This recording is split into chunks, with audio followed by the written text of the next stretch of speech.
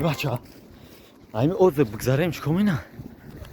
این مهاجران در گرمخانه در شهر پادولسکی ولایت مسکو کار می‌کردند. برابر آگاه شدن از آمدن پلیس برخالته‌هایشان را گرفته به جنگل گریختند. مؤلف نوار میگوید در این گرمخانه پادولسک 8 تاجیک و مهاجران از کشورهای دیگر کار می‌کنند. آنها سبزیجات پرورش می‌کردند. فرق ندارد مقصد تاجیکی، ازبکی، کیتایی، ویتنامی گریختگیش گریخت، قپیدگیش قپیدن، گرفتن پول بردن.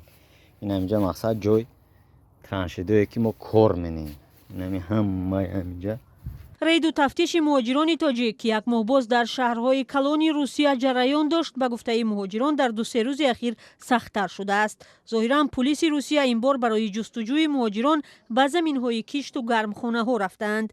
شاهدان از شهر کراسنویارسک میگویند تقریباً 100 مهاجر تاجیک و ازبک و قرغیز را که در گرمخانه اینجا کار می‌کردند میلیساها با خود بردند.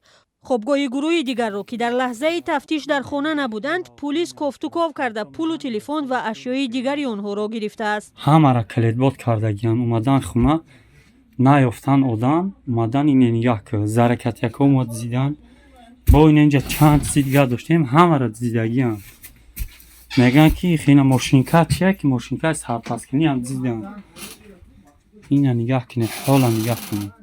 اما این گروه مهاجران در کراسنویارسک نتوانستند فرار کنند، بازداشت و به میلیساخانه آورده شدند. این نوار از یکاترینبورگ است. پلیس به یک کارگاه پایافزال آمده مهاجران را برده است. در این کارگاه 25 مهاجر تاجیک از جمله 10 زن کار میکنند. آنها میگویند تمام سندهای بود و باش و کاریشان درست بود، اما به این نگاه نکرده پلیس همه را بازداشت نمود. مهاجران بازداشت شده در منطقه یوژنی بوتو و کنار مسکو را با ماشین به میلیساخانه میبرند. با گفته مصاحبان آزادی گروه را جریمه و تعدادی را از روسیه اخراج کردند. مقامات روسیه همچنین از جریمه شدن 10 مهاجر دیگر در شهر تویر خبر دادند. این مهاجران در دایره عملیات نیلیگال تفتیش و بازداشت شده و گفته پلیس روسیه برای نداشتن سندهای رسمی بود و باش جزا گرفتند.